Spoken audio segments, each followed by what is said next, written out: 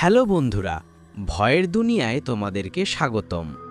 আশা করি তোমরা অনেক ভালো আছো। আজকে তোমাদের জন্য নিয়ে আসলাম নতুন একটি ভৌতিক গল্প। গল্পটির নাম কবরস্থানের জিন। পুরো গল্পটি শোনো, আশা করি ভালো লাগবে। গল্পটি শুরু করার আগে একটা কথা বলে রাখি, গল্পটা যদি তোমার কাছে ভালো লাগে তাহলে অবশ্যই লাইক দিয়ে কমেন্ট করে চ্যানেলটিকে সাবস্ক্রাইব করে রাখবা। চলো দেরি না করে গল্পটা শুরু করি। মধুপুর গ্রাম ছিল এক নির্জন, সবুজে ঘেরা জায়গা, যেখানে দিনের আলোতে জীবনের ছন্দ চলত স্বাভাবিকভাবেই।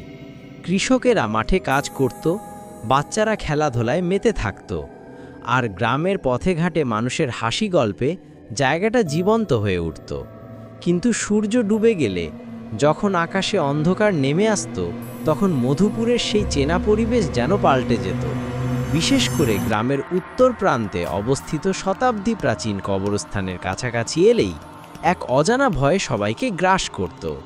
কবরস্থানটি ছিল গাছপালা আর লতাপাতায় ঢাকা, যেন প্রকৃতি নিজেই এর রহস্যকে লুকিয়ে রাখতে চায়। পুরনো কবরগুলোর পাথর ভেঙে গেছে, নাম নিশান মুছে গেছে, আর গ্রামের বুড়োরা ফিসফিস করে বলতো, এই কবরস্থান শুধু মৃতদের আশ্রয় নয়, এখানে বাস করে অশরীরী কিছু জিন, যারা রাতের অন্ধকারে জেগে ওঠে। এক শীতের রাতে যখন আকাশে চাঁদ মেঘের আড়ালে ঝাপসা হয়েছিল আর ঠান্ডা হাওয়ায় গাছের পাতাগুলো কাঁপছিল, তখন গ্রামের যুবক রহিম মিয়া কবরস্থানের পাশ দিয়ে হেঁটে যাচ্ছিল। রহিম ছিল গ্রামের সবচেয়ে সাহসী ছেলে। গ্রামের লোকেরা তাকে নিয়ে গর্ব করত, বলতো, রহিমের মতো নির্ভীক ছেলে এই গ্রামে দুটো নেই। সে ভূত জিনের গল্পে হাসত, বুড়োদের কথাকে কুসংস্কার বলে উড়িয়ে দিত। কিন্তু সে রাতে তার সেই সাহস যেন কঠিন পরীক্ষার মুখে পড়ল। কবরস্থানের কাছে এসে হঠাৎ তার কানে একটা অদ্ভুত শব্দ ভেসে এলো। শব্দটা ছিল ফিসফিসের মতো, যেন বাতাসের সঙ্গে মিশে কেউ তার নাম ধরে ডাকছে, রহিম, রহিম। শব্দটা এমনই ছিল যে মনে হচ্ছিল কেউ তার ঘাড়ের কাছে দাঁড়িয়ে কথা বলছে।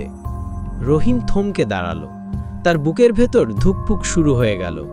সে চারিপাশে তাকালো, কিন্তু কেউ নেই। শুধু কবরস্থানের অন্ধকার যেন আরও গাঢ় হয়ে উঠছে, আর গাছের পাতার মধ্যে একটা অদ্ভুত ছায়া নড়াচড়া করছে। রহিমের গলা শুকিয়ে গেল। সে নিজেকে সান্ত্বনা দিয়ে বলল, এটা বাতাসের শব্দ হবে। কিন্তু ঠিক তখনই একটা ঠান্ডা হাওয়া তার গায়ে এসে লাগলো, যেন কেউ তার শরীর ছুঁয়ে দিল। আর সঙ্গে সঙ্গে তার সামনে একটা ছায়ামূর্তি আবির্ভূত হলো। মূর্তিটা ছিল অস্পষ্ট, যেন ধোঁয়ার মতো, কিন্তু তার চোখ দুটো জ্বলজ্বল করছিল, লাল, ভয়ঙ্কর। রহিমের পা যেন মাটিতে আটকে গেল। সে পিছিয়ে যেতে চাইল, কিন্তু পারল না। তার শরীর কাঁপছিল, মুখ দিয়ে কথা বেরোচ্ছিল না। তুই কেন এখানে এসেছিস, মানুষের ছেলে? ছায়ামূর্তির কণ্ঠস্বর ছিল ভারী, অথচ ফিসফিসের মতো, যেন কবরের ভেতর থেকে ভেসে আসছে। রহিম কাঁপতে কাঁপতে বলল, আমি শুধু পথ দিয়ে যাচ্ছিলাম, আমি কিছু করিনি। ছায়ামূর্তি হাসল।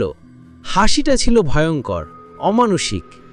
এই কবরস্থান আমাদের, তুই এখানে পা দিয়েছিস, এখন আমার সঙ্গে চল। রহিমের মনে পড়ল গ্রামের বুড়োদের গল্প।